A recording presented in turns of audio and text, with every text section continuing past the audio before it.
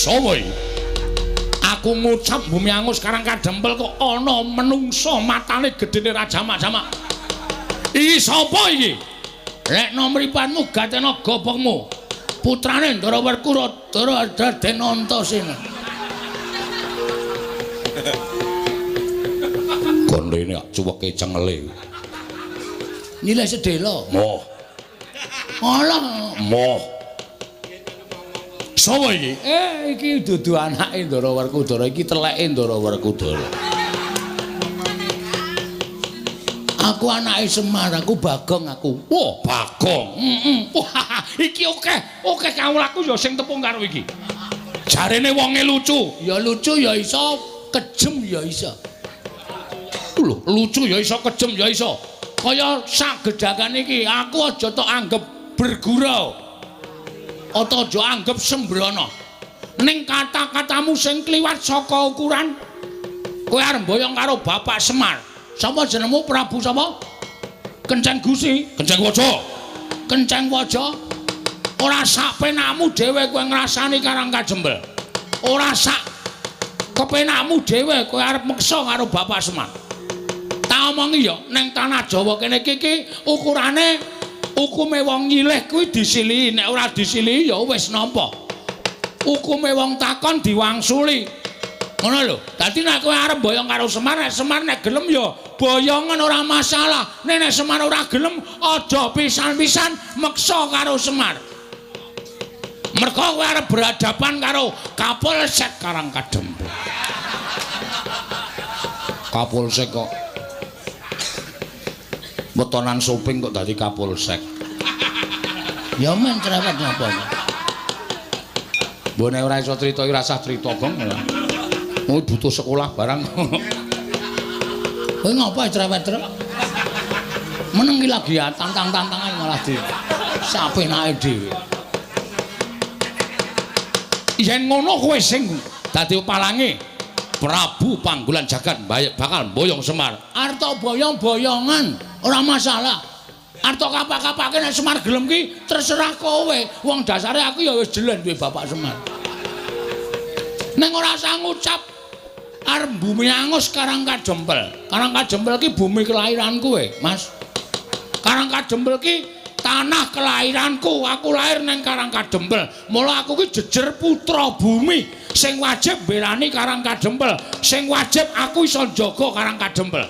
Nek ana wong sing arep ngosasik Karang Kadempel, arep gawe geger Karang Kadempel, ajange ora ning dadane Semar, ning dadane Bagong. Bagaimana? Oh, ngaku wis apal. Wong perang ki malah dielingke kaget terus sing ning ngarepe kowe terus brek ngono lho. Aku wis apal aku. Ha iya. Aku mulane ra seneng karo Ndara Werkudara. Sithik-sithik ngampleng, sithik-sithik ngampleng. Apa dhek iki terus wong top ngono apa piye? Terus aku dianggep mung wong kere, mung wong kawula mung ngabdi terus ndase nggo keplak-keplakan apa piye? Anggepe kok dume awake gedhe.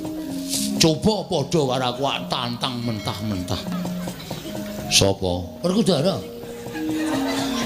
Upamane Werkudara ki, Ndara Werkudara padha karo kowe. Wah, wis tak sikat wingi-wingi. Amarga dhek iki gedhe, gagah perkosa. Aku nek menang saka ngendi? Kowe ngerti dhewe ta mau nothok ndasku ning Pedukuhan Karang Kadempel mau? Heeh. Sarta upama padha ngono dedeg piadeke padha. Ya ora padha dhek dhuwur sithik lah. Oh. Sikat wingi-wingi. Tak adus, Gong. Hah? Tak adus. Rak baradus to kowe? Heeh, aku tak adus ning kali kok kaya penak banget. Menan asli wong padha niku tak antil wingi. Sayange kok gedhe kono.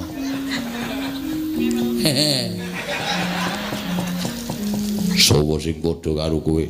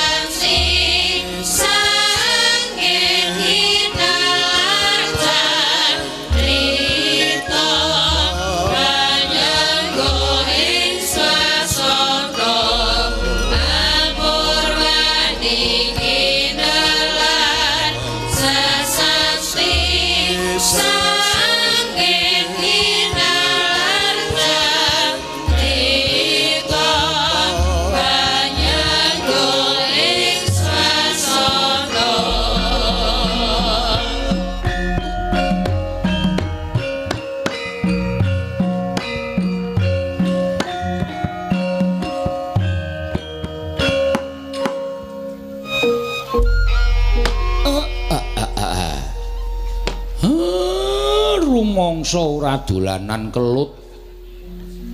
Iki kok malah ana Nalindra sandhangane ting Srimbang ora karu-karuan. Sajake Ratu Sugih. Iki sapa Bagong iki kancamu apa? Kok kaya Jumina ta iki? Sing sok nang omahmu ae apa? Heeh, udu. Kae sandhangane ting Srimbang ning suwek-suwek. Iki udu. Oh ya ora tepung aku, Pak. Nuwun sewu sinuwun. Sampun kula tumambuh yekti saweg sepisan menika kula wanuh. Panjenengan menika Nalindra saking pundi? Sinten jejulukipun? Kula nyadong dawuh. Wonten napa kok rawuh enten sudung kula namung gubuk alit kados mekaten menika. Oh, jagat Dewa Bathara. Ya jagat pangestu Nggara. Kusik sadurunge kowe takon karo aku lan tak wangsuli apa kang dadi pitakonmu. Apa pancen kepara nyata kowe ingkang aran Semar? Mboten wonten kalih kula menika Semar Badranaya Duda Manangunung Bojogati Juru Dyah Punta Prasanta. Kathah ingkang nyebat kula menika ya Ismaya. Wah, dalah. Wah, tobat. Mongko ingkang gumana musik ana ing atiku, kabeh wong sak negaraku padha ngandha, padha ngandhake Semar Badranaya. Kabeh jagat iki kan keberbeken marang asmaning Semar Badranaya. Ning lha kok jebul marang aku ketemu? Lho, laming wujuding kawula cilik. Mongko iki dudu wujud negara, dudu wujud kadipaten lan sak piturute. Iki mung bale wis maning kawula cilik. Wah, ladalah jagat Dewa Bathara. Nganti kondhangku ning negaraku wae kalah karo kondhange Semar. Monggo Semar mapan ning Nusa Jawa, aku mapan ning tanah Sabrang. Nuwun sewu panjenengan menika Nalindra saking pundi? Tepung nggih. Yen kowe ketemu karo aku kuwi Nalindra saka negara ing Bata Sarimbak. Saking Bata Sarimbak. Yo. Aku Prabu Kenceng Waja. Kenceng Waja? Iya, dasar kepara nyata. Kenceng manis apa kenceng? Bagong aja sembrono. Kenceng kok jenenge kok le medeni to, Pak? Uga ning nyebutake aku Nalindra Prabu Panggulan Jagat. Nek cara nggone dhewe nek kabotan jeneng ngene iki sok gerang-gering. Iki kok malah teges wae. Sinuwun Prabu Panggulan Jagat saking Bata Sarimbak. Dasar para nyata. Wigatosipun menapa? Rawuh wonten ing Karang Kadempel. Kusik, aku gumun karo kowe. Gumunipun ing atase kowe iki Semar drajating batur. Lah kok iki akeh piyayi-piyayi sandhangane ora panging sandhangan cara Nalindra, saora-orane cara satriya. Iki sapa Semar? Ingkang wonten wingking panjenengan menika Nalindra Ngamarta Prabu Puntadewa. Prabu Puntadewa? Inggih. Walah dalah edian. Prabu Puntadewa nganti rawuh ana ing Karang Kadempel. Ora kok Semare sing tekan negara Ngamarta, Puntadewane sing rawuh mrene iki. Kowe iki wong elok apa piye? Mboten, kula namung kawula lumrah kemawon. Ingkang wonten wingkingipun menika Nalindra Ndarawati Prabu Sri Bathara Kresna. Walah edan tenan. Prabu Sri Bathara Kresna ki wong sak negaraku wis padha tepung kabeh. Nalindra kang paningal sewu, dasare titis Sang Hyang Bathara Wisnu. Rawuh mrene ora kok kowe sowan mrono. Niku pun biasa. Edan kekuwatan apa? Naming rupane kaya ngono kok ratu-ratu do tekan kene. Ingkang wingking menika Prabu Baladewa. Prabu Baladewa, ratu saka negari Mandura. Walah dalek. Lha iku sing dhuwur dumati kowe. Niki ndara kula Ndara Werkudara. Sapa? Ndara Werkudara. Ndara Werkudara. Raden Werkudara Bratasena. Nggih. Wah, iki. aku kanugrahan. Aku iki kedhianan karo Raden Bratasena, satriya sekti kalintang jayaning perang bebasan tinatah mendat jero menter tinumbak bengkung sinuduk putung. Neng negaraku Semar kuwi tak kandhani. Kawulaku padha kedanan karo Raden Bratasena nganti omahe dipasang gambare Raden Bratasena. Wah, mergo saka kondange Raden Bratasena saka nggone Digdaya kliwat saka ukuran menungsa lumrah. Mangke riyen to. Kawula sampeyan niku majang gambare ndara kula. Iya. Kok mboten majang gambar sampeyan? Mongko sampeyan niku sing dadi ratune kawula sampeyan kok gambar sampeyan mboten dipajang napa mboten lara ati? Lho, lara ati nggo ngopo? Aku mbutuhke kawulaku kuwi biyen dek nalika aku golek swara. Saiki aku wis dadi arda majang celeng ya sakarepe.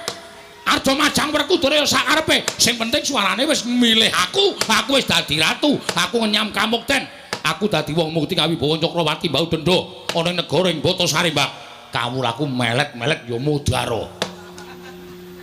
Iki termasuk nganu reng, termasuk apa main bal apa? Turu apa reng? Ayo mau ngelekke aku saiki gendhe kowe. Ler-lerane truk enak banget. Iya. Wah, edan-edan. Yo Semar, aku ngakoni yen to kowe iki wong kondang. Aku ngakoni to kowe iki wong pinter. Ora aneh mula sangganing para satriya-satriya, pepethinganing para satriya, mustikaning satriya padha sumuyut nungkul marang Semar Badranaya. Biya-biya. Ha nggih, sakniki kula tak nyuwun prisa. Sinuwun Prabu sinten wau Kenceng Waja. Kenceng Waja. Ya Prabu Panggulan Jagat. Nggih Prabu Panggulan Jagat menika rawuh mriki badhe menapa? Semar. Wonten dawuh. Aku kuwi sedih. Aku kuwi dadi nalindra ning negaraku, dina samengko negaraku kuwi lagi ketaman pagebluk. Negaraku dikeman welak ing Jawata. Kawulaku padha kasangsaya uripe ora kepenak. Tetanduran ora ana ingkang tukul. Lemah-lemah padha garing megingking. Mula ora aneh yen to negaraku ketaman pagebluk akeh para kawula kekurangan sandang pangan bekasan landang lara, sore lara esuk mati, esuk lara sore ketiwasan. Wis akeh ingkang padha tekaning mati, blasah kaya babatan pacing. Mongko aku dadi nalindraning para kawulaku. Aja nganti aku dirasani dening para kawulaku, mula aku mbudidaya ngupaya srana supaya negaraku entuk tamba bisa uncat saka pakebluk ing tumama. Nggih. Aku nglakoni tapa brata. Tapa brata nglakoni sare narite sesemek ron raja mola bebantal Batasarimbak. Aku entuk sasmitaning dewa. Sasmitaning dewa ingkang tak tampa, negaraku bisa waluya nirmala temajati jati temah mulya. Yen to ora mung telung kedheping netra ditunggoni dening Semar Badranaya. Mula sowan kowe ngersaning Semar iki kowe gelem, kowe tak boyong ning negaraku ra ketang mung sedina sewengi kowe nginepa ning negaraku dadi srana waluyaning praja negara Batasarimbak ya prajaku. Mar. Yen kowe kepengin njaluk pitukon apa? Kowe tak boyong ning negaraku sedina wae. Kowe njaluk dibayar apa tak bayar? Pirang miliar, pirang triliun tak bayar Kenceng, ora-orane nek tak cicil tak bayar. Apa kowe njaluk omah? Kowe budal ning negaraku, omahmu iki tak bongkar, tak bangun. Sak kedheping netra kowe wis duwe kraton ing magrong-magrong. Apa kowe njaluk sandangan sing apik? Yo. Jarikmu wis ora wangun dienggo. Ganti jarik sing prada Mas. Aja mung suwengan lombok abang, suweng inten sak kurungan jago ora kewer-kewer kupingmu. Ning tak sembadani. Nggih. Apa kowe njaluk kalung kesehatan? Mesti bakal tak paringi. Supaya uripmu tambah dawa watuk-watuk ilang. Sesek ora bakal tumama, panu kadas kurap ilang kabeh. Ketoke iki ratu bekas bakul obat ketoke.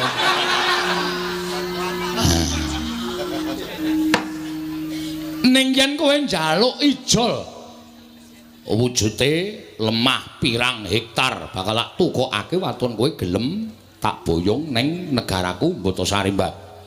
Nanging yen kowe ora gelem tak boyong ning negaraku ing Botosarimbat, kowe tak ijoli dhuwit ora gelem, tak ijoli sandangan ora gelem, tak wenehi apa-apa ora gelem, tak gaweke omah ora gelem, kowe puguh ora gelem rawuh ning negara Botosarimbat, tegese kowe bakal mentolo karo patine kawulaku. Yen nganti aku bali ning negaraku aku ora boyong kalawan kowe, bakal padha nyuraki karo aku disenggo aku ratu sing ora iso ngayomi marang para kawulaku. Mula tinimbang aku bali dadi sarta nglakoni sastra wirang, aku dadi wong sing dicacat dicecedha dening para kawulaku. Luwih becik aku ngruda paripeksa kelawan kowe. Aku ngruda paripeksa kelawan kowe. Kowe tak alus ora kena. Yen perlu tak kasar, yen kowe ora gelem tak boyong ana ing negaraku, tinimbang aku ning negaraku mung dicacat dening para kawulaku, mati ning kene tak lakoni. Negaramu utawa Karang Kadempel tak bumi angus legane atiku.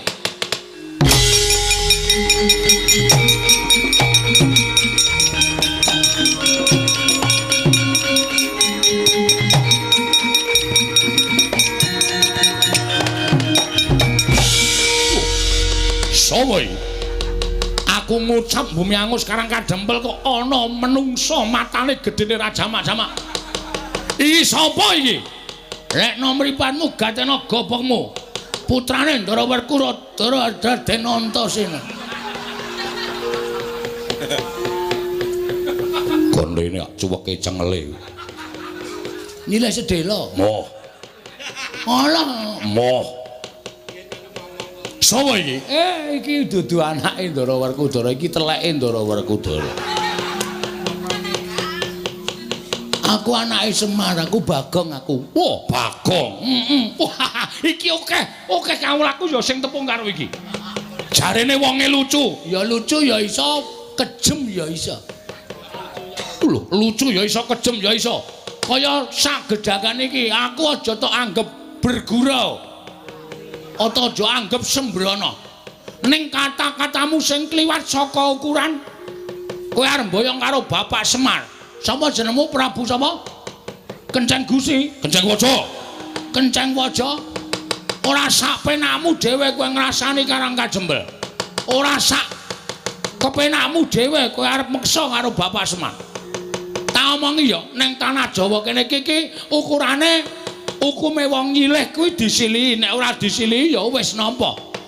Hukume wong takon diwangsuli. Ngono lho. Dadi nek kowe arep boyong karo Semar, nek Semar nek gelem ya boyongan ora masalah. Nek Semar ora gelem aja pisan-pisan meksa karo Semar. Mergo kowe arep berhadapan karo Kapolsek Karang Kadempel.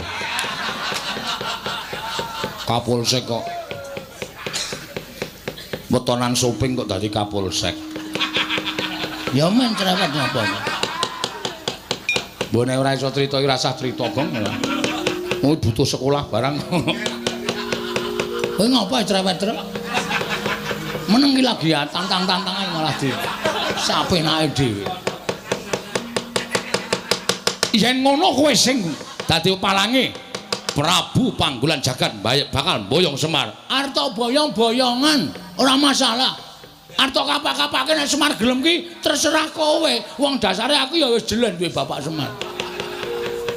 Neng ora usah ngucap arep bumi angus Karang Kadempel. Karang Kadempel ki bumi kelahiran kowe, Mas.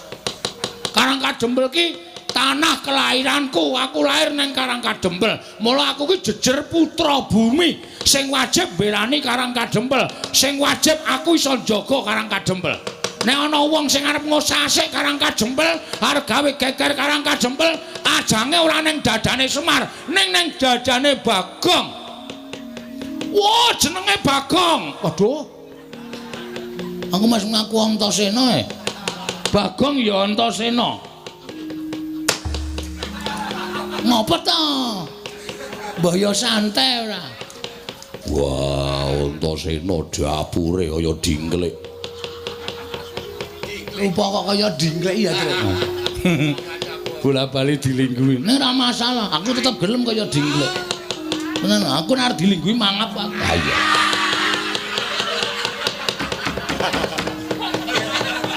Mangap. Dadi kowe sing dadi palange Prabu Panggulan Jagat, dasar kepara nyata. Arep nang kene iki akeh satriya akeh Nalendra. Ning kowe rasa kuwatir, kowe adepane karo aku. Aku nek diwangi para Nalendra aku ora gelem.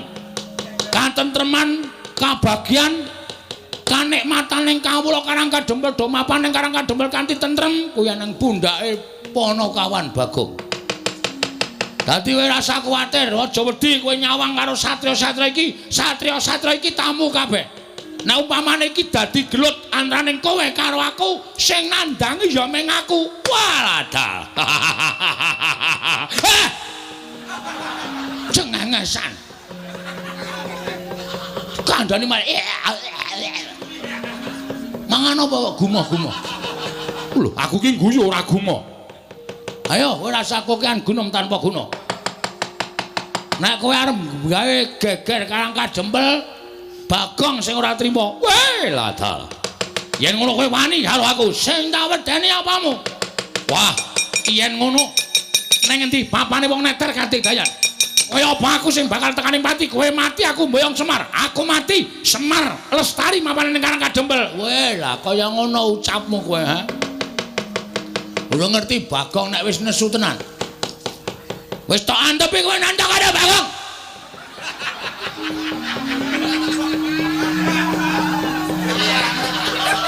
Lai Kresna guyu ngopo? Bagong niku lho. Lastri nyawang nesu kok sakarepe dhewe. Omonge cepete ra jamak-jamak. Ratune kok ya betah-betahe ngono lho. Wong saka kene ambune wae abape bathang tok kok. Kok ya ratune iki tanpa lunga. Arane karo bawenan. Arwani karo Panakawan Bagong. Aku wis ngentekke raja kaya kowe iki 6 akhir-akhir iki. Hah? Modar kabeh mungsuh Bagong. Dadi nek kowe arep kurang ajar karo Bagong, oh, ketiban sikile Ndara Werkudara ora mati derajat modar kowe.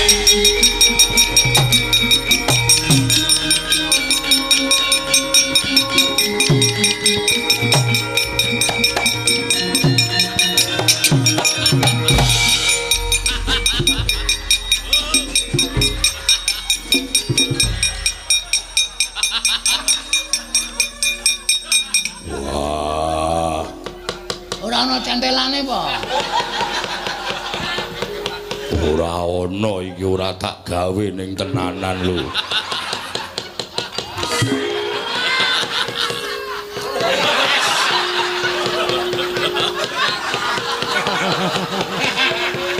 Sajake sing natah lali mbiyen. Kudune ana centelane kok ora ana centelane. Wah, Bagong gawe kaget. Gawe kaget pripun? Kok kowe muni tiban sikile Werkudara. Wah, jangka tendang wonge. Werkudara. Lah kok dadi kowe melu-melu perkara iki? Werkudara, lah kok dadi kowe melu-melu perkara iki? Aku krungu Bagong muni ketiban sikile Werkudara, pecah sirahmu. Kaya wong kaget aku terus jangkah. Sirahe ratu mau terus tak tendang. Wah, dudu salahku, salahe Bagong. Weh, kok sik, kok salahku ngopo? Wong aku ora ngopo-ngopo kok. Aku ora akon. Kula mboten akon sampeyan. Kula mung muni ketiban sikile Ndara Werkudara, pecah sirahmu. Aku terus jangka. Sing muni akon sapa? Aku ora mung ngomong to. Sampeyan niku sing kagetan. Wah, edan. Ora edan iki tenan. Ora ana wong Jawa kejaba aku, "Ndara, niki mang tendang." Iku kalimat perintah. Berarti sampean kula kon. Nek kula muni ketiban sikile Ndara Werkudara, apa ana kalimat perintahe? Ora ana to? Wah, ampun rika ditandangi. Sing nantang ki kowe, sing nendang sapa? Sing nendang daramu Werkudara, sing nendang tanggung jawab. Aku kamen padu. Ora ngopo-ngopo. Pripun Den? Wah, celek. Kapusan karo Bagong. Lah wong niku kudu nganggo pikiran, kudu nganggo. Niku lek medantan sing apik ora iso. Wis ben nang kene wae.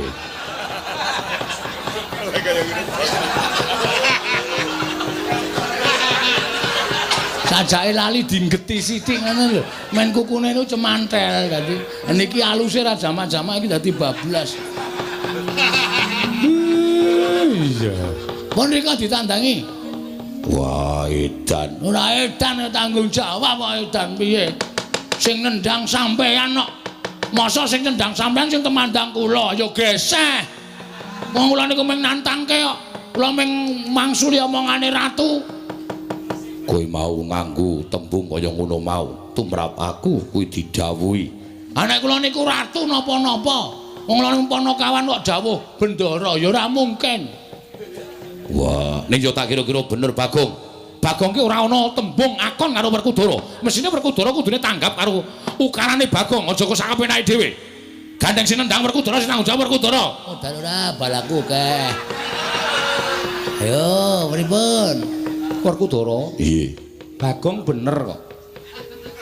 Lah wong nyatane Bagong mau nipe Bagong? Ketiban sikile Werkudara. Lho, kuwi ora ana ukara dawuh to. Ora ana ukara nyuwun tulung, ora ana ukara sing Bagong kuwi akon karo Werkudara. Ya mung kowe iki sing lagi kaget. Wah, leran. Bocah nular kok, Reng. Mau aku kowe terus saiki ndoro Werkudara. Nggih terus ndoro Janaka. Oh, apa Bagong Petruk edan ora. Ampun sare. Ora Petruk. Ha kok gagap-gagap to. Mak teratap aku. Werkudara nek ora iso nglampungi tegese siadi. Iso miwiti ning ora iso ngrampungi, iso nggelar ora iso nggulung. Aku moh yen to duwe kadang iso miwiti ning ora iso ngrampungi tegese ora tanggung jawab. Wah, edan.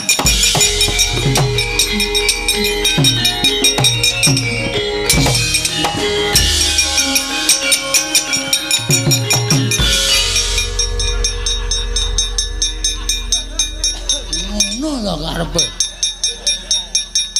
Mengar lungae kok ngantel ndas. Gong. Nek krungu lho. Kurang ajar ora. Penyakit ora. Tututane to. Aja rasa. Aku padake cah jireye. Dianggep aku wong wedi karo Ndara Werkudara. Tuwa-tuwa Bagong. Ame mlayu kok ngantel sirah.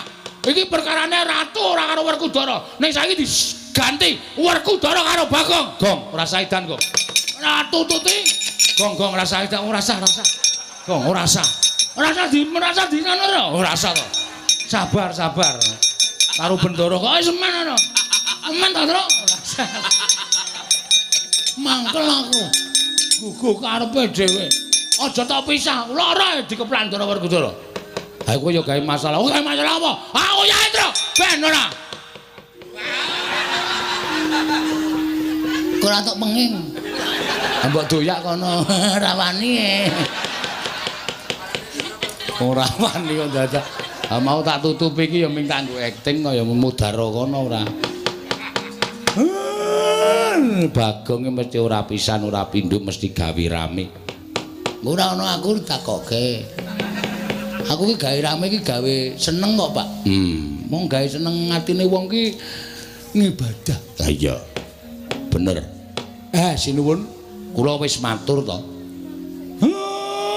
Gegayuane wis arep lakon, pacobane ya cemepak. Iya, Kyai Semar, sak banjure kula nyuwun Ndara Baladewa, sinuwun Ndarawati, kula aturi ngawat-awati tindahipun Ndara Werkudara. Mergi saking paningal kula niki godha niku mboten baen-baen.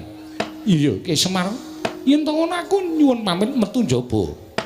Iya, Semar aku njaluk pamit metu njaba. Aku ya tak metu njaba wae, Pak. Iya. Kancane rae do metu njaba. Iya. Ndara Janaka nyuwun tulung nggih dipun tentremaken nggih, Ndara. Iya, Panakawan Bagong. Reng ayo reng manunggal sayuk rukun gotong royong jaga perdamaian Karang Kadempel. Aja nganti klebon menungsa kaya Prabu Kencang Waja karo ya Prabu Panggulan Jagat mau. Iya karo calo karo Petruk barang ya, Tru. Ayo. Ndak engko dukani bapak. Ndara Puntadewa monggo kula dherekaken manjing sak lebeting Bali Wisma. Dipun icipi napa sing pun dimasake kalih kanastren.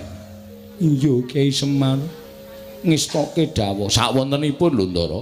Daharanipun boten kados teng kraton. Iya Kyai Semar ora dadi ngopo.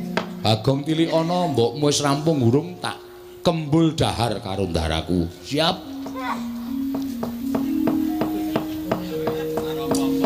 Wis Pak. Syukur. Jangan lombok. Tempe. Ora ana iwak-iwak apa to apa. Ana siji pupu tak icipin tak Pak. Akeh iki nggo aku lentuk gendurenan wingi sore. Tak nget. Wis ana-anane karo krupuke mlempem dicokot wani. Iya. Wis ora apa-apa. Monggo Den. Sami mlempak wonten ing sudung kula sarya sesanti kamulyanipun mugi tansah manggya yuwana. Iya Kyai Semar. Sapa ana satra kanthet ngeyayet beringa sing ulergeni tumpangke kuping kiwa tengen. Aja mati tanpa aran. Iki Wadyabala andaning Prabu Panggolan Jagat dasar kepara nyata. Sapa luwih dhisik ngaku? Tumenggung Prawara Kendra, tumenggung Prawara Kendra dasar kepara nyata kowe sapa? Senopati Ndarawati Raden Haryostyaki. Raden Haryostyaki. Ayo, endi Semar? Bakal tak boyong nganeng negaraku dadi srana waluyaning projeng Mbata Sarimbak. Nggone ketaman pegebluk kena boyong Semar watune iso nyempal bau kiwa tengening Setyaki. Piye? Kena boyong Semar watune iso nyempal bau kiwa tengening Setyaki. Babu Barawa. Wani ana sing tawedeni apamu lena mangen tebak dadamu kene marganing patimu Singalena prapteng lalis menggung Prawara Kendra.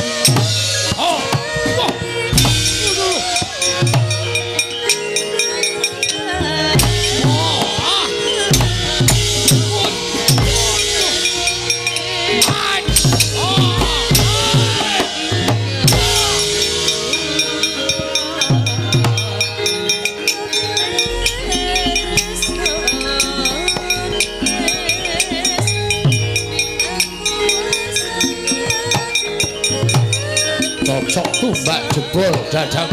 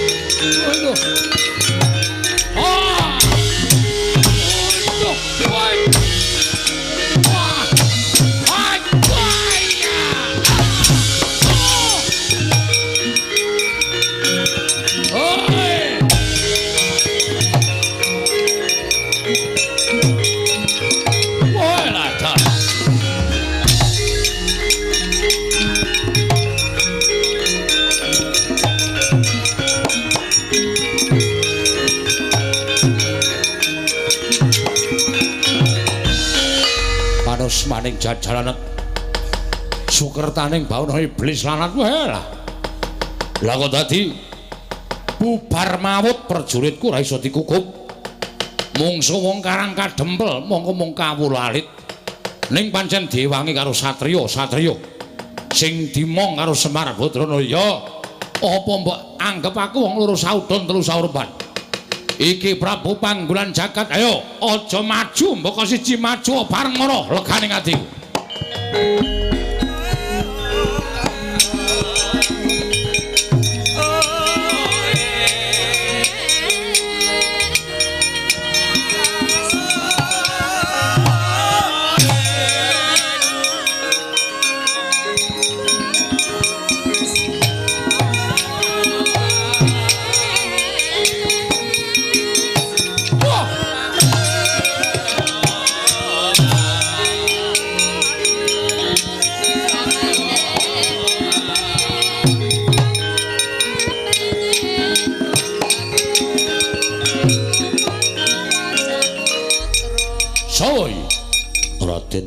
Raden Setyaki dasar Puranyata.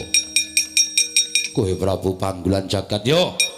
Ayo Endi Semar, tak boyongne marang negaraku.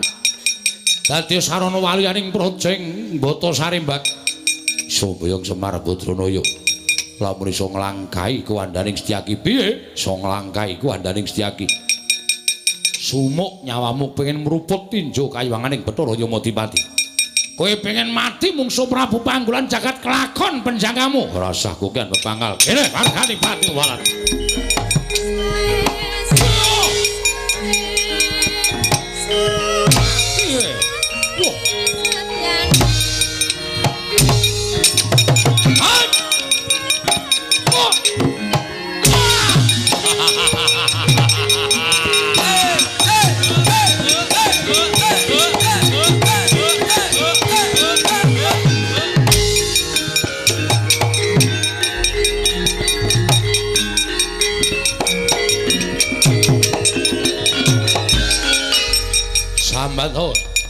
Ora bakal iso nglawat cokot kupingmu sirna margolaya apa mbok anggap wong loro saudon telu surwan. Ayo iki Prabu Panggulan Jagat nalendra negaraku tanpa tanding ming diapurmu iku arep menang karo aku sing entuk gaman apa?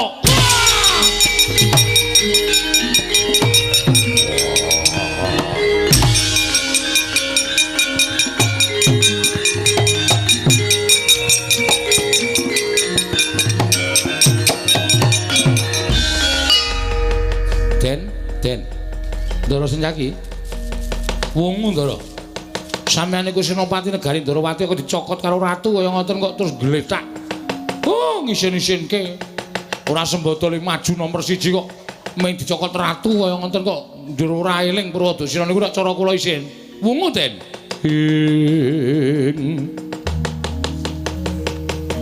Setake tinunun kadanira wirang tumandang. Setyaniku garwanira.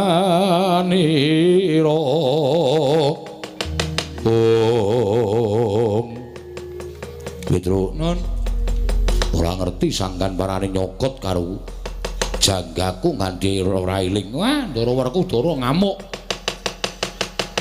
Lagi sumbar-sumbar sing kadohan clurut jelek dindleki sirahe. Ratune mau nggih mati apa ora? Mboten ngerti wong. Waduh mati aku. Ndara Werkudara mlayu mriko nututi. Ora pati ndukung ngono. Yen perlu dikrubutak krubute karo Kakang Mas Yodipati. Pun monggo mawon watone ngkarang kadempel tentrem ajeng cara pripun mawon kula nderek terus. Yo terus.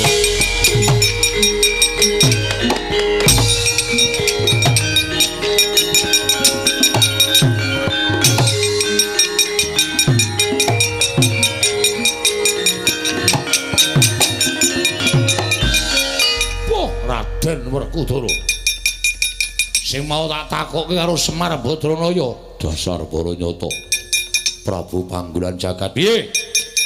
Kowe ora usah dadak melu-melu perkara iki. Ayo semingkira. Gara aja mek wis semingkira boyong karo Semar. Semingkir. Semar wis ora bakal sagu aku gelem semingkir. Kowe semingkira karo Semar Badranaya. Sapa sing ngalang-alangi sedyaning Prabu Panggulan Jagat aja kok jamak lumrahe menungso karo Semar Badranaya. Dewa mudhun. Sapa sing ngalang-alangi sedyaning Prabu Panggulan Jagat aja kok jamak lumrahe menungso. Dewa mudhun wae aku ora bakal mundur secangkah. Wah!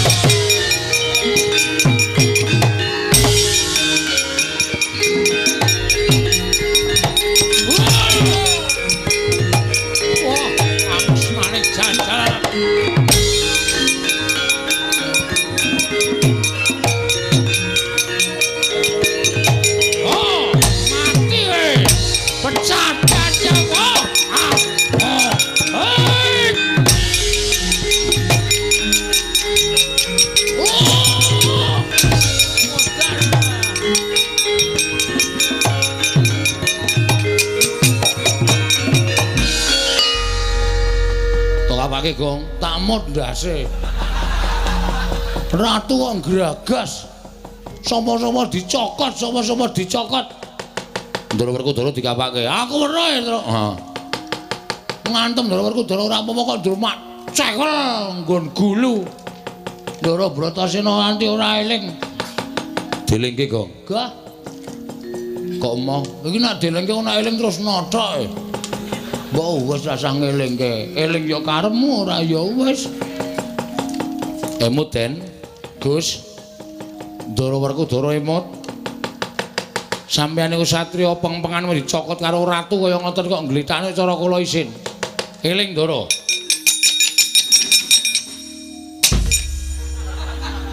Kok kowe? Bener Bagong. Bagaimana? Heeh. Ngaku wis apal. Wong perang iki malah dielingke kaget terus sing nang ngarepe kowe terus brek ngono lho. Heeh. Aku wis apal aku. Ha iya. Aku mulane ra seneng karo Ndara Werkudara. Sithik-sithik ngampleng, sithik-sithik ngampleng. Apa dhek iki terus wong top ngono apa piye? Terus aku dianggep mung wong kere, mung wong kawula mung ngabdi terus ndase nggo keplak-keplakan apa piye? Anggepe kok dume awake gedhe. Coba padha karo aku tantang mentah-mentah. Sapa? Werkudara. Upamane Werkudara ki, Ndara Werkudara padha karo kowe. Wah, wis tak sikat wingi-wingi. Amarga dhek iki gedhe, gagah perkosa. Aku nek menang saka ngendi? Kowe ngerti dhewe to mau nothok ndasku nang Padukan Karangkadempel mau? Heeh. Sarta upama padha ngono dedeg piadeke padha. Ya ora padha dhek dhuwur sithik lah. Oh. Sikat wingi-wingi. Tak adus, Gong. Hah? Tak adus. Rak bar adus to kowe? Heeh, aku tak adus ning kali kok kaya penak banget. Menan asli wong padha niku tak antil wingi. Sayange kok gedhe kono.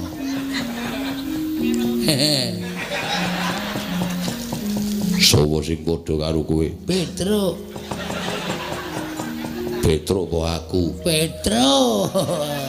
Mosok karo sampean kok wani ya ora mungkin.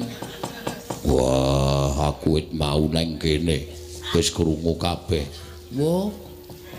Ha? Iya. Piye? Dirampungke saiki apa piye? Tak rampungke dhewe mawon.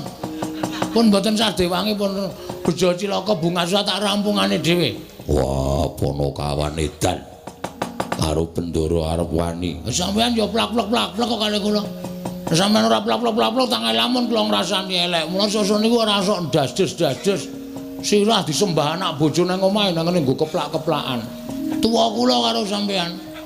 Yo sak kepenake dhewe ora. Nek kuwalat piye? Aku ngerti cilikamu ning kowe ora ngerti cilik aku.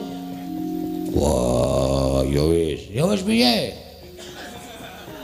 Hah? Aku mau nek terus-terusan nderekke sampean kok dasdes-dasdes. Moh ya wis rasah melu aku. Golek juragan liya. Ora apa-apa. Ono minggat to. Wis melu kowe wae lah. Piye, Gong? Ora mempan elehku.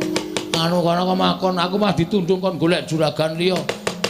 Wah, Prabu Panggulan Jagat aja nyokot karo Werkudara. Ayo atu tangkepin bojo antahan bau.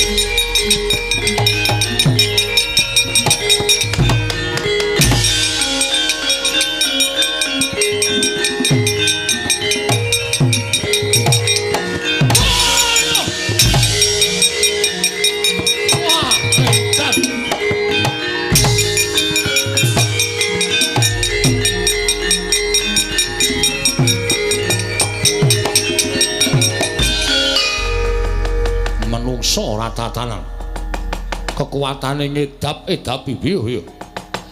Wah, saben sikile diuncalke lah kok tumomo ning dada sesek sumrepet panonku kaya ora weruh kiblat. Raden, aja mbok kira aku mung tekan semene.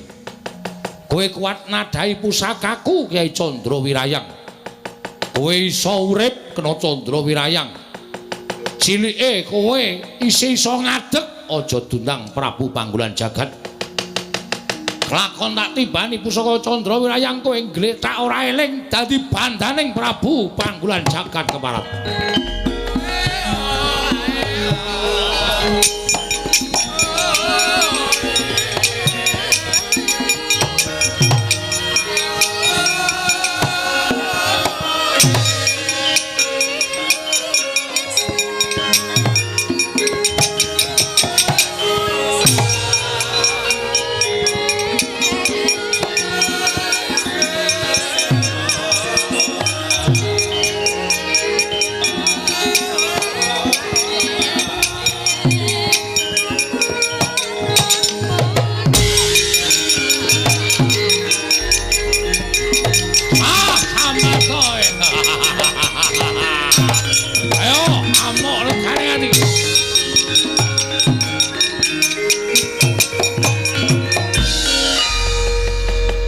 Pusakaku kelumpruk tanpa daya.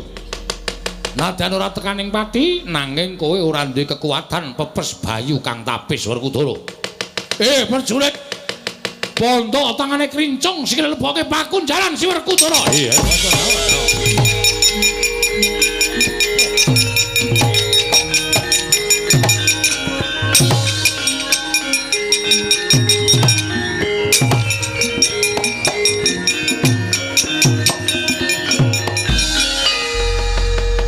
Sawaska kadohan adyan aku durung tau tepung nanging kae ujaring akeh padha nyebutake entuk Raden Janaka satyane bagus. Gaya teja pengawak tirta pamlujenar kaya kencana sinanglik. Kowe arep mbelani karo dulurmu tuwa tiban pusakaku nyusul karo kadangmu Jodipati Wala.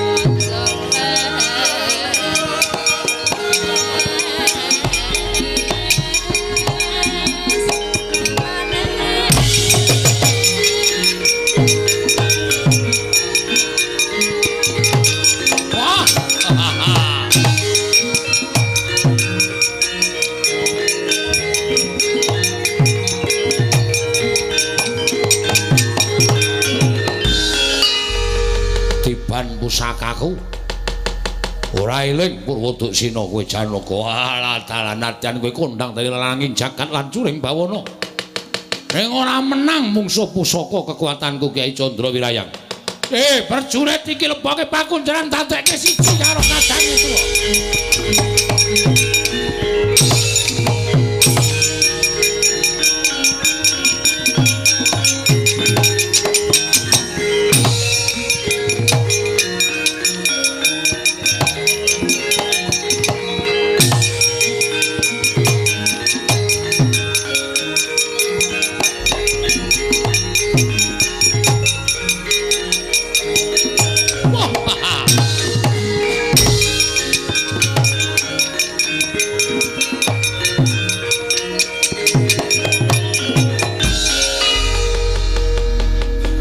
Puntadewa inggih sinuwun sewu-sewu karapatanipun ingkang abdi tadah wadana ngantos kula wantun merpeki dhateng jengandika Gusti kula ingkang sinuwun ing Pambata Sarimbak sinuwun Prabu Panggulan Jagat krana kula sampun nyumurupi bilih kadang kula kekalih Werkudara lan Janaka sami kapuping Rana Madyalaga kawon tanding kaliyan jengandika Gusti kula Sanata.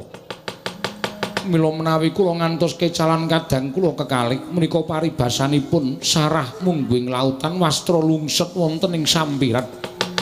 Sampun boten wonten ginanipun menapa-menapa. Mila dinten sakmangke menawi kadang kula kekalih menika mboten kawaluyakaken tuwin mboten kawangsulaken dhateng ingkang rayi abdipun Puntadewa pengajaping manah kula mboten nedya gesang nanging malah nedya sumusul dhateng kadang kula kekalih sinuwun dalah bagus yen ngono kowe banget tresna karo adimu Sakulon Werkudara Putri Janaka ingkang pun tak rangket ingkang padha tak bondo tangane tak krincung sikile wis ora iso glawat babar pisan monggo kula aturi bondo ingkang abdipun Puntadewa katunggalna kalian para Pandhawa sanesipun lajeng sakmangke ginanipun menapa menawi kula gesang menika namung ijen datan para wak mboten wonten sederek miwah mboten wonten kadang kula ingkang saking menika kula pasrah bongkokan dhateng paduka Gusti kula ingkang Sun Prabu Panggulan Jagat. Prajurit bondo lebake pakunjaran Puntadewa.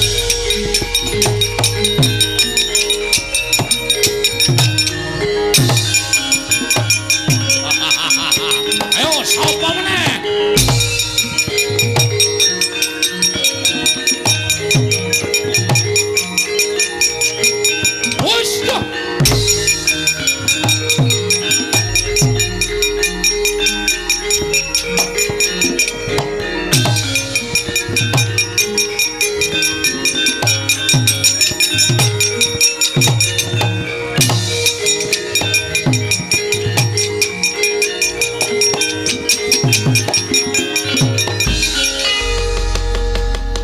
Petro mlayu-mlayu ning ngowo. Matur Ndara Baladewa sewu lepat diagung mangsami ngeten. Yo, ning ngowo. Piye kabare peperangan jroning Karangka Dempel? Werkudara ingkang nalika semana sagung ngundurake Prabu Panggulan Jagat Lah kok dadi ora ana kabare malah kowe mlayu-mlayu kaya bocah cilik iki nang opo? Sewu lepat nyuwun pangapunten. Nggih. Kula munjuk atur ngesanipun Sri Prabu Baladewa. Ya piye? Kok semanten kula nonton ingkang sami perang Ndara Werkudara nggih majeng, Ndara Janaka nggih majeng. Ya. Pinanggih kan Prabu Panggulan Jagat sing ajeng boyong Bapak Semar. Ya sabanjure. Dumadakan sareng sami aben ajeng. Ndara Werkudara. Lho. Kowe kok nangis ngopo? Ndara Werkudara sinuwun. Bendara Werkudara ya kene. Ndara Werkudara kenging Painah. Painah iki sapa? Apa, Gong? Painah ora. Sing apik to. Panah. Hah? Panah. Kenging panah. Ndara Werkudara nglumpruk tanpa daya. Lajeng Ndara Janaka nggih majeng. Ndara Janaka ya nglumpruk tanpa daya. Lajeng Ndara Puntadewa ya maju. Ndara Puntadewa ya nglumpruk tanpa daya.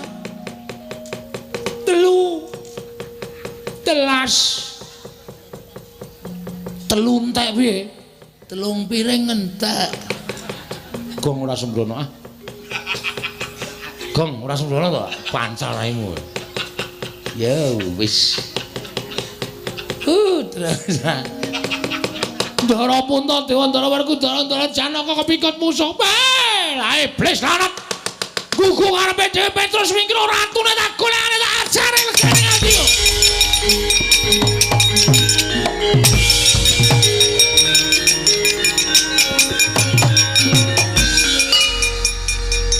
Melayu kok dadak nyampar rai lho.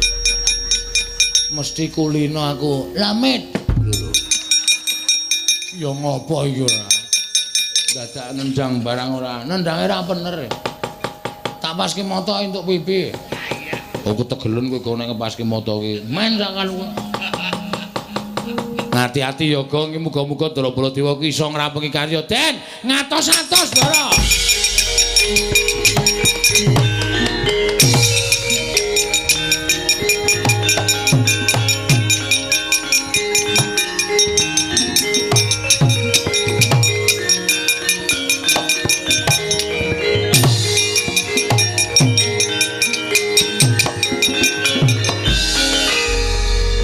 Mandura Prabu Baladewa, aku ora butuh Baladewa.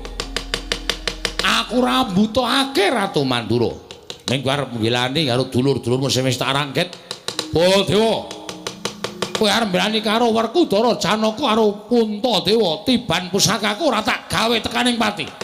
Ning tak gawe kewirangan nggonmu urip ana ing alam padang saka panguwasaning Kyai Candrawirayang Baladewa.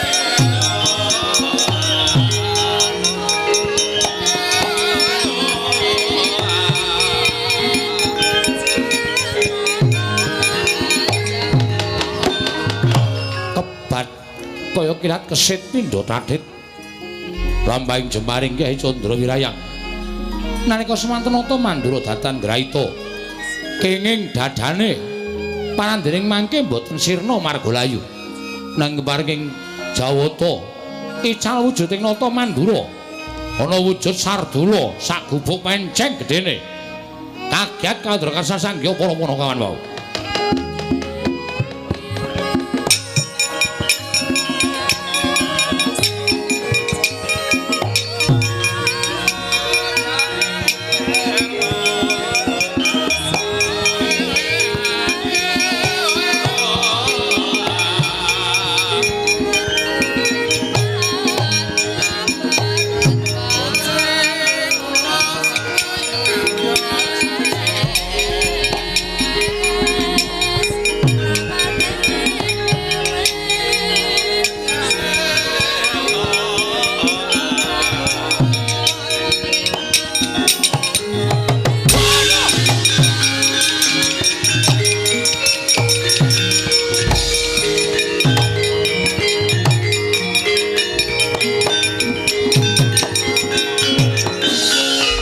suwaning jajalan sukertaning bawana wah menungsa licik kowe panggolan jagat durung babak kulitmu durung putung balungmu kowe ngentokke pusaka ana dadaning Baladewaya mrene yo yen berat jueng-jueng kuandamu Den Ndara kan riyen Den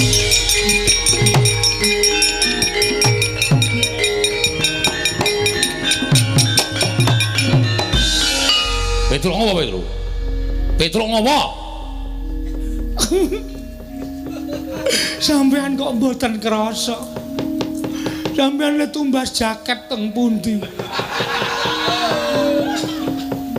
Jaket dengkulmu mlocot iki aku arep nesu. Nggih, ning sabar iki. Mengko nek sampean ngerti niku mesti sok. Kucinge sapa ya, Tru? Kucinge sapa dengkulmu mlocot ora? Apik iki. Anggodo, anggura. Ngarani anggura kok anggodo iki munyuk kok.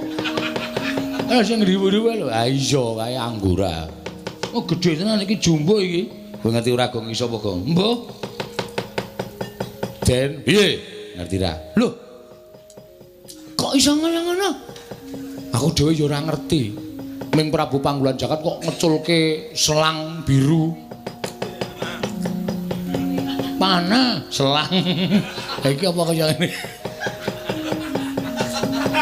selang biru macrep ngono Ndara Baladewa iso wujud kaya ngene dikandhane mesake nang ngono kuwi Den kowe nggo pangilon ora le nggawa pangilon ngotan bunter lho cilik kok nggo kaya ngono tok ngapake tak tangani ning sandal e oh ning ana wong wedok tak ngeki sorene nggo ngincen ya. Aku mbiyen senengane ngono kuwi to. Kelingan jaman semono. Tau konangan dikeprok buku aku. Wong edan kok kowe senengane ora. Den. Sampeyan mang ningali suku panjenengan to? Apa ora krasa wujude? Lho iki waduh mati aku kowe. Aduh Petro mati aku.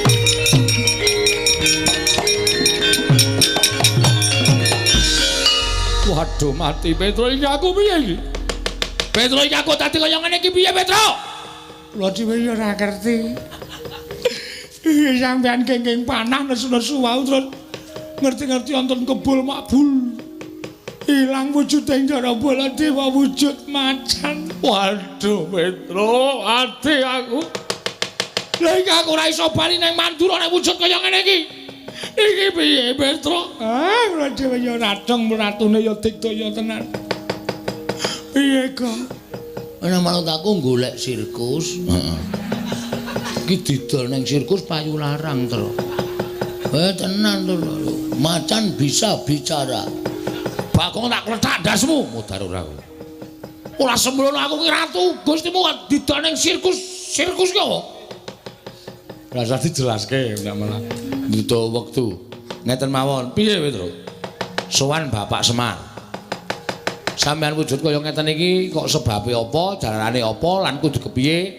Niku sowan Bapak. Bapak yakin iso mernake kalih Ndara Baladewa sing wujud kaya ngeten iki. Aku kula percaya Bapak mesti yakin iso mernake. Yo, aku tak sowan Bapakmu Semar nggih. Semar, aku tulungono wujud kaya ngene Semar.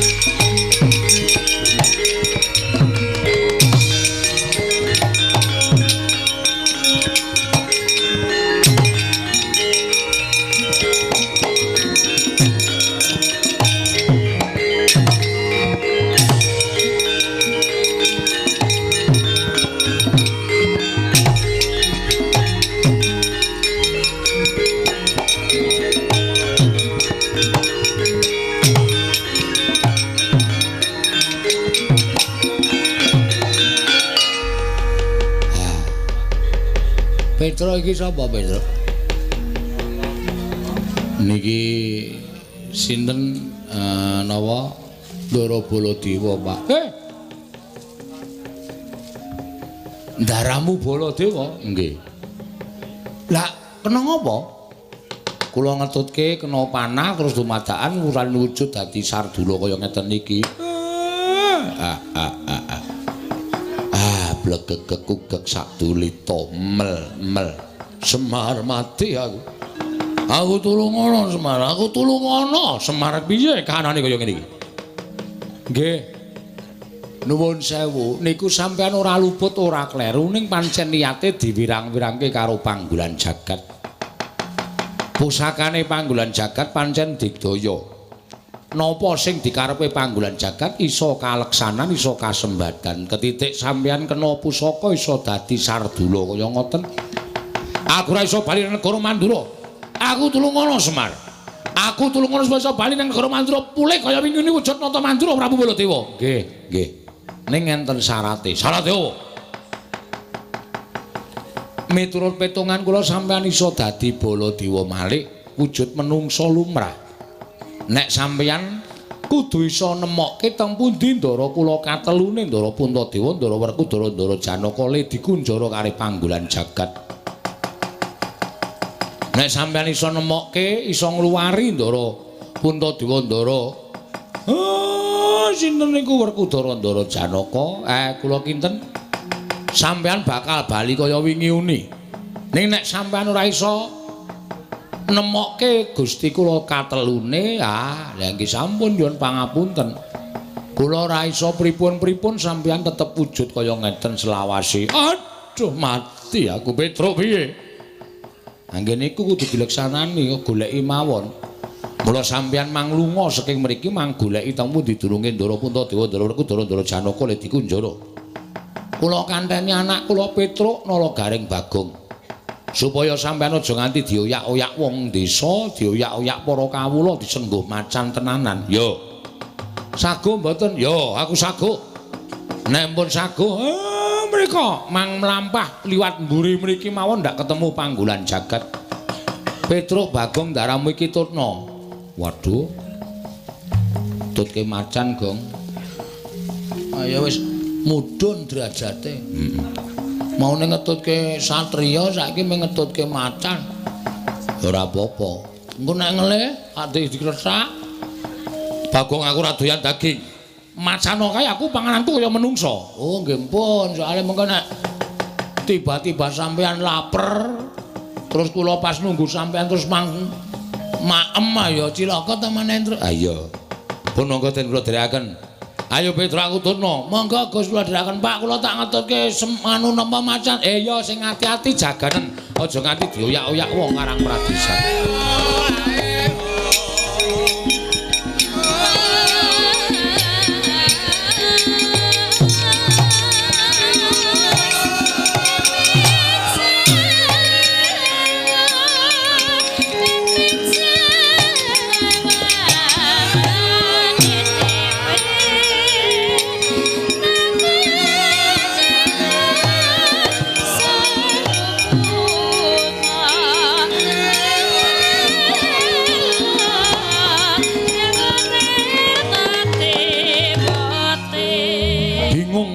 Penggaring Lurah Semar Badranaya.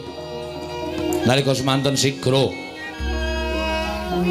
amendhet sumping Lombok Abang binanting wonten ing Bantala.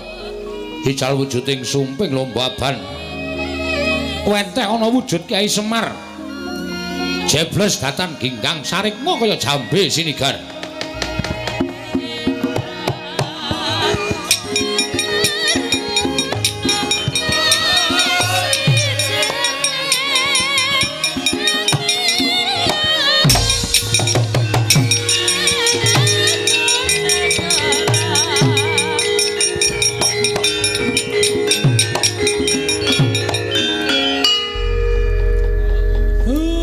Semar, kowe gaweanku. Kowe tak utus yen mengko ana ratu sing tekan kene arep boyong karo kowe manuta, aja selak ya. Mesti wae ratune ora bakal ngerti nek kowe iki gaweane Semar. Aku tak ngatas kelawan dewaku. Ing ngatasi Semar mung kepengin bangun desa wae lah kok dadi kaya ngene pacobane kudu tak tampa. Nek pancen iki saka keparenging dewa, aku lahir batin ikhlas nanging yen iki pancen niate para menungsa sing watak angkara budi candala. Aku sing ora trima wis ngono wae welingku aku tak mangkat saiki. Mengko nek ratune teka ladenana aja nganti gawa gelo. Atine ratu kae mau.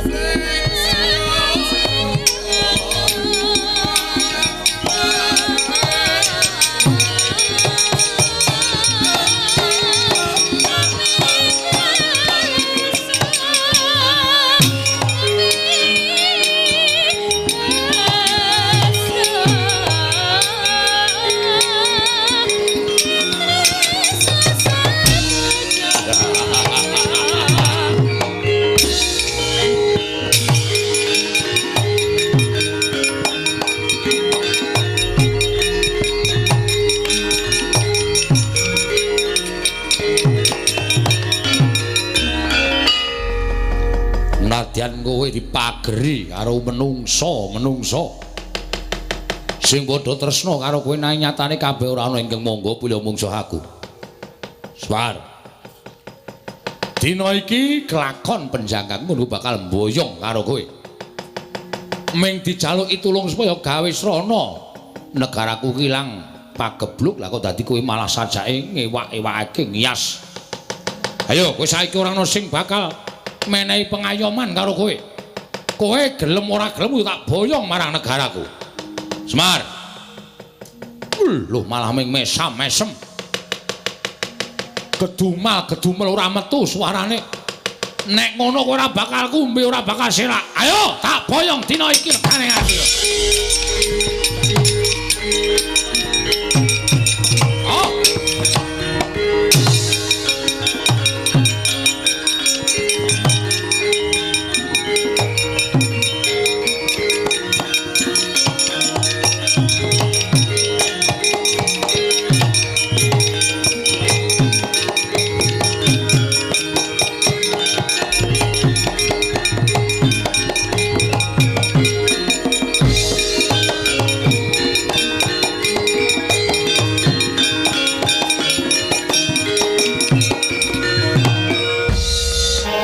Garing dalem den Petro wonten dawuh Ndara.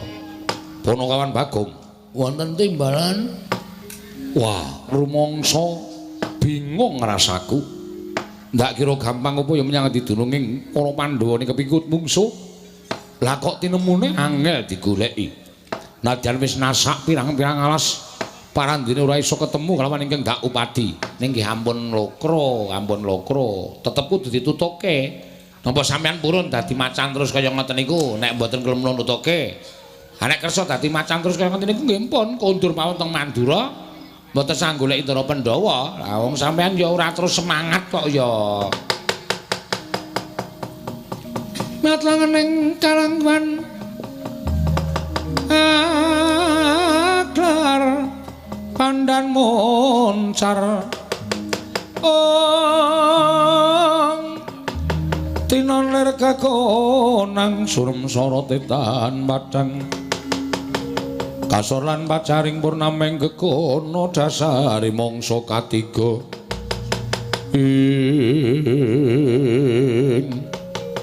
yen to pancen kaya mengkono ayo Nolo Garing Petruk Bagong goleki meneh menyang endi papan jenenge para Pandhawa mulih mlebu teng pakunjaran. Monggo Gus kula derekaken monggo Den. Kutha Pandhawa tata Gatilisraya.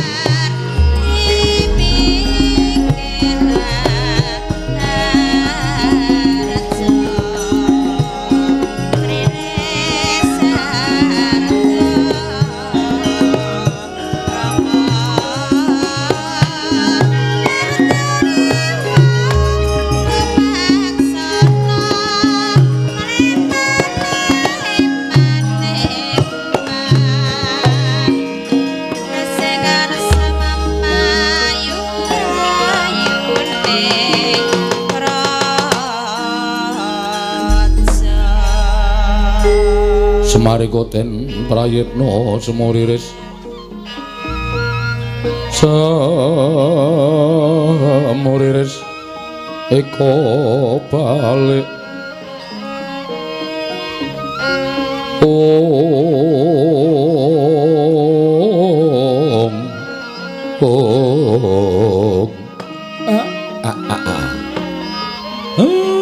Bukulun kula ingkang sowan iya Ismaya ulun mus mangerteni kita ing ngabiyantara ning ngarsa ulun bayana parigawe apa Semar. Lha niku namung badhe nanjihaken ing atasipun kula niku mung duwe sedya kepengin bangun desa. Lah kok dadi pacoban sing kula tampa kok malah mboten kanten-kantenan. Mboten namung tumanduk dhateng pun Semar nanging ngembet dhateng punden kula para Pandhawa. Semar yakti apa ingkang bakal kita leksanani ana ing Karang Kadempel tan bisa pisah kalawan para Pandhawa. Panakawan kuwi tetunggalan kelawan para Pandhawa. Mula kang sangka kuwi Semar, Pandhawa kudu wal saka bebaya, ya mung kita kelawan Nata Ndrawati ingkang bisa ngrampungi bebaya ing tumanduk marang momongan kita para Pandhawa. Lamun kita bisa ngrampungi pacoban ingkang gawe sengsaraning para Pandhawa lumantar Nalindra Sabrang ingkang sowan ana ing ngarsa kita nalika ning padukan Karang Kadempel yen kita bisa mangrurah satru murka wujuding Prabu Panggolan Jagat yakti kita bakal ngerti sapa ta sejatine ingkang wis wani nggirigodha kelawan apa kang dadi gegayuhan kita Semar. Gunjang kancing langit kelap-lapaton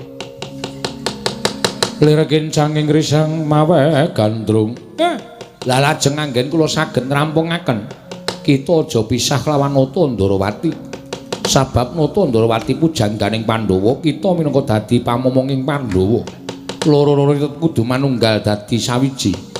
Mara kita enggal mudhuna ning jagat golek ana Nata Ndrawati sawise iku golek ana para Pandhawa nggone padha dibanda dening menungso ingkang watak angkara budi candala Kesemar Badranaya. Kula nyuwun pamit Bukulun sing ati-ati aja kaya bocah cilik.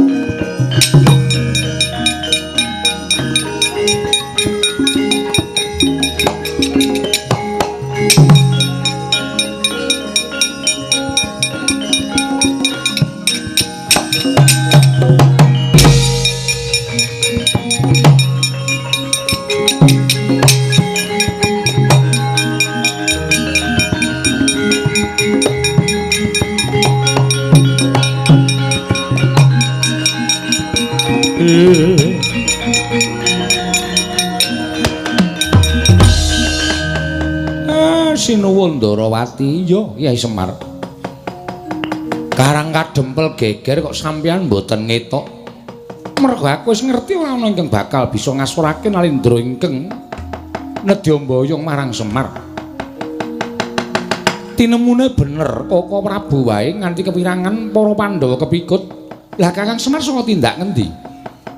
Sowan Sangase Prana.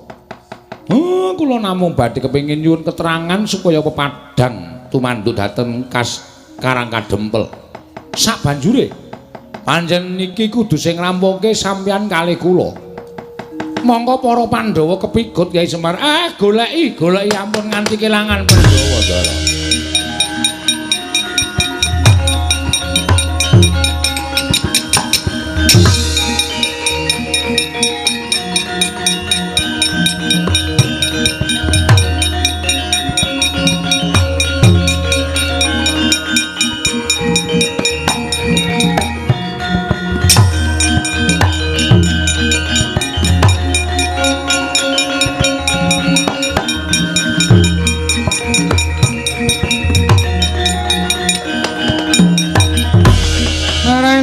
Bang Wangaruna katinetraning nganggo rapo sadaning kukiloring kanigara saketer kene donganing konglir wuwu sing pene panca nalika semanten Pandhawa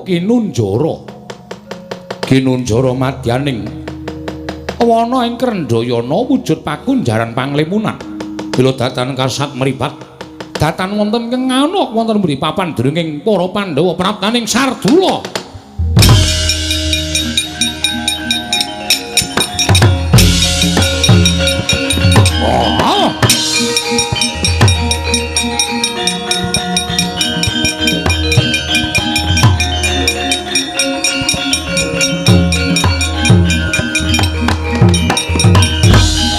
Petro wonten dawuh Den.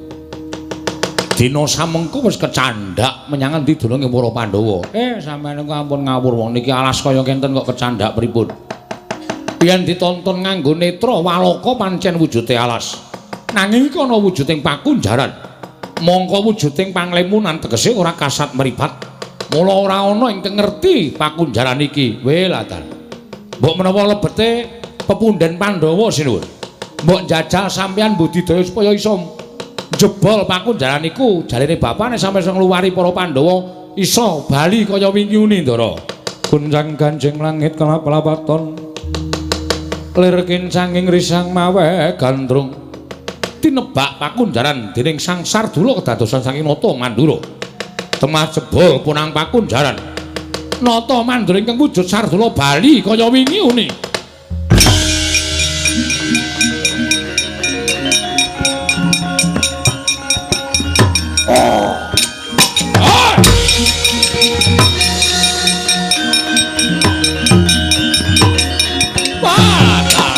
Waduh Yai.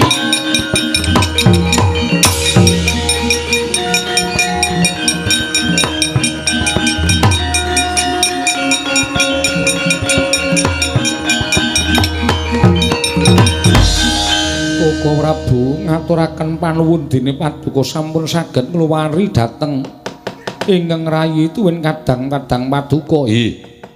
Anggen kula anggem budidaya supados saged kaleksanan kula menika ngluwari dhateng para Pandhawa. Menawi kula mboten saged ngluwari karan para Pandhawa, tangeh kula badhe wangsul kados wingi. Wah, Baladewa aku ngaturke panuwun. Ya, Werkudara padha-padha. Koko Prabu kula ngaturaken panuwun. Ya, Arjuna. Tiba padha-padha ora apa-apa, Yai. Nyatanipun Kakang ya wis iso bali wujud kaya Nata Mandura ingkang sadurunge.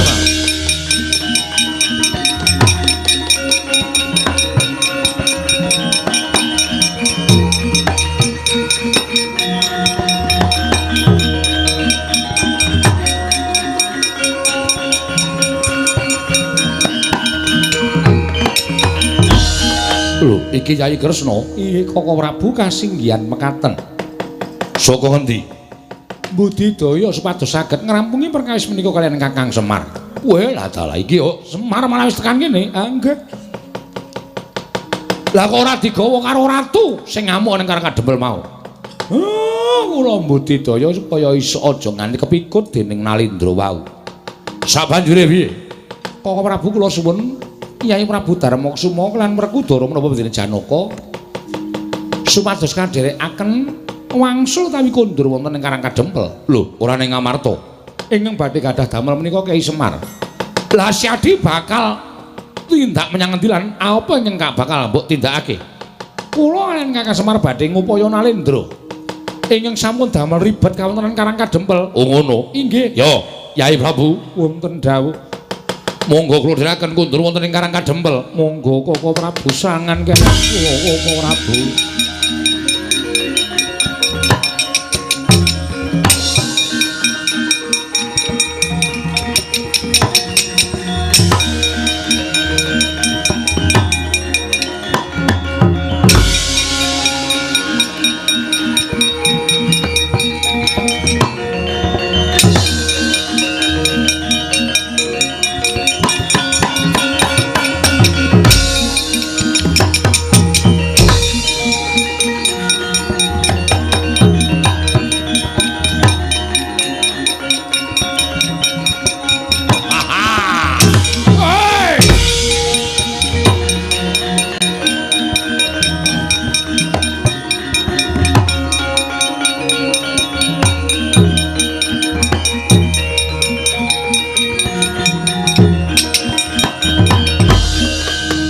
Weruh Semar.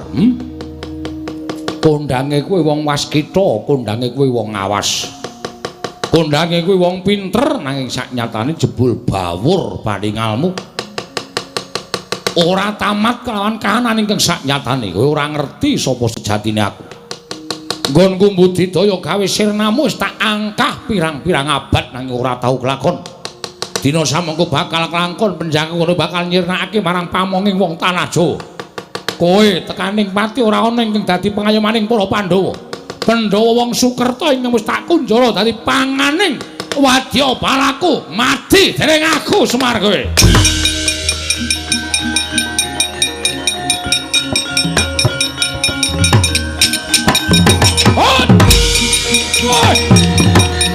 Oh, edan.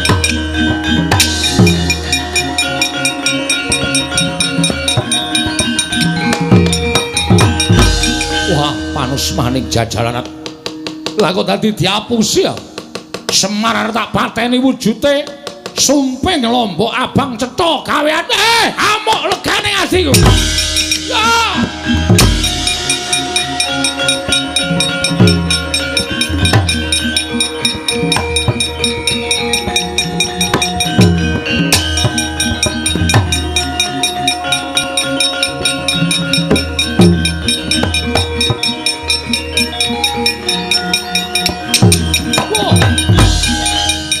Wong ireng takon karo aku Nalindra Ndrawati Prabu Sri Bathara Kresna.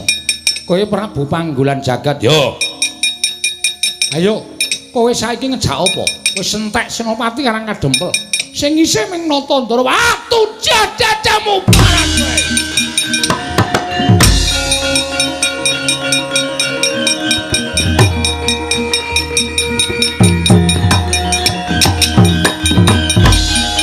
Manungsa ora tatanan nggugu arepe dhewe. Ngina karo Prabu Panggulan Jagat Clorong Candra Wilayang. Wah, mbuh sakenane sapa iki? Wah!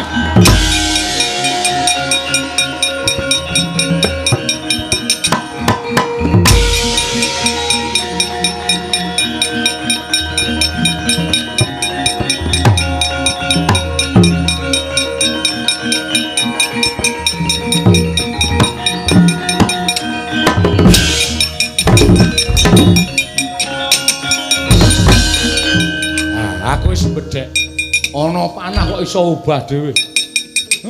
Iso bangga dhewe. Kekuatane ngedapi-dapi. Arep ngopo?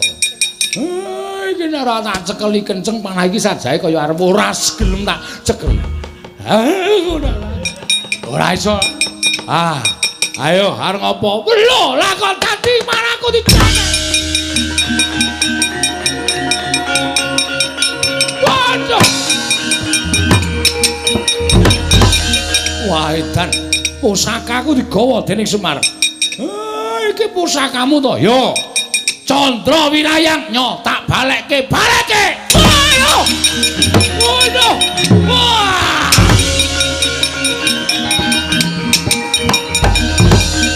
Tinujahaken wonten dadaning Sang Prabu Panggulan Jagat. Nalika semanten Yana Ayu Baskara Timangsa Sirna Margalayu. Panah Badar Betari Durga Sang Prabu Panggulan Jagat Badar Sang Hyang Bathara Kala. Woi.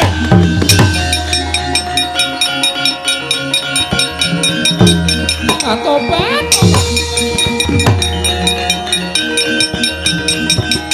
Woi.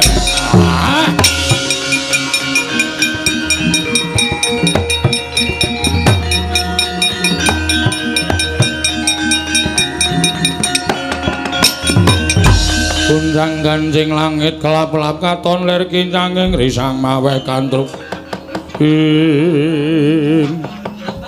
Tobat. Kakang Semar, Biung piye iki lako dadi cabar ing gawe. Sabar ya kala sabar. Tak tembung karo sing kawogan, kala sing kawogan. Aku selak luwe. Iya aku ngerti. Durga iya Kakang Semar inggih. Ngopo kowe kok dadi panah barang? Dipun nangisi Bathara Kala supados kula pados tedha. Monggo nyatanipun menawi kula badhe mejahi para Pandhawa menika menawi Kyai Semar tasih sugeng menika mboten badhe kelampahan. Lah terus aku arep tok pateni. Sir kula kados mekaten supados kula gamelanipun mejahi para Pandhawa. Wah, tak kandhani ya Durga. Ora ana ala ingkang tumama ing becik. Lho, dadi kowe nek arep mateni karo Semar ya tangeh kelakone. Apa Semar wae lak pangane kok sik kok kala war mangan aku mendem kowe. Ora bakal kowe kuat makan daginge Semar. Lagu terus piye? Bethahe Durga jak bali. Jak bali. Kala kuwi jak mulih. Aja ngampiak-ampiak. Gawe patring pundhenku para Pandhawa. Kowe wani ganggu gawe para Pandhawa, ganggu gawe kawula Karang Kadempel, gedene ganggu gawe kawula negara Ngamarta. Konangan Semar malah dadi emput kowe engko. Inggih, ayo mulih. Wadya balamu jak mulih kabeh. Sing picak dijoroke. Tobat. Digandeng, sing lempo digendong, sing bisu dijawil. Wadya balamu ganggu gawe dulur-dulurku kali nangka kene aku mbala geni mungsuhe Semar. Nyuwun pamit ya, nyuwun pamit.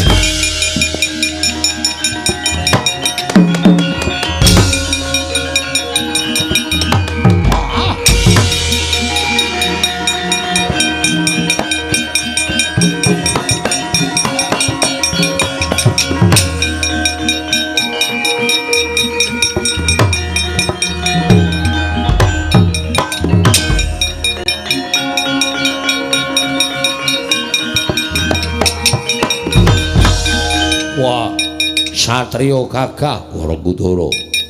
Kowe sapa? Tumenggung Prawara Kendra. Ratu Gusti Kulang tak kedhepake belani aku.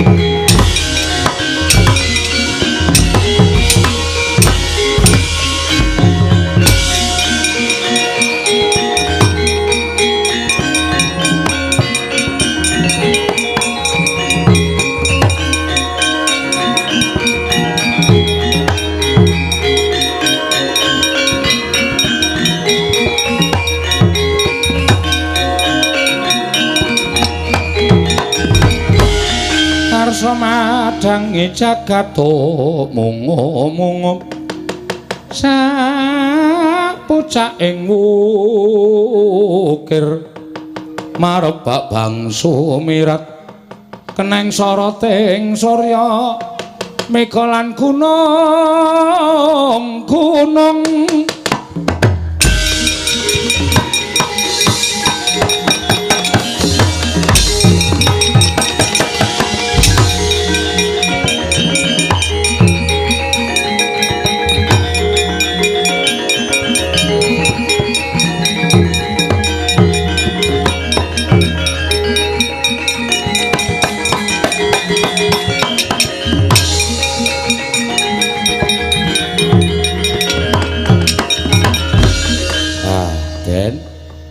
sedaya pun ketingal padhang. Godha rencana ing badhe angganggu gawe anggen kula mbangun desa sampun sumingkir.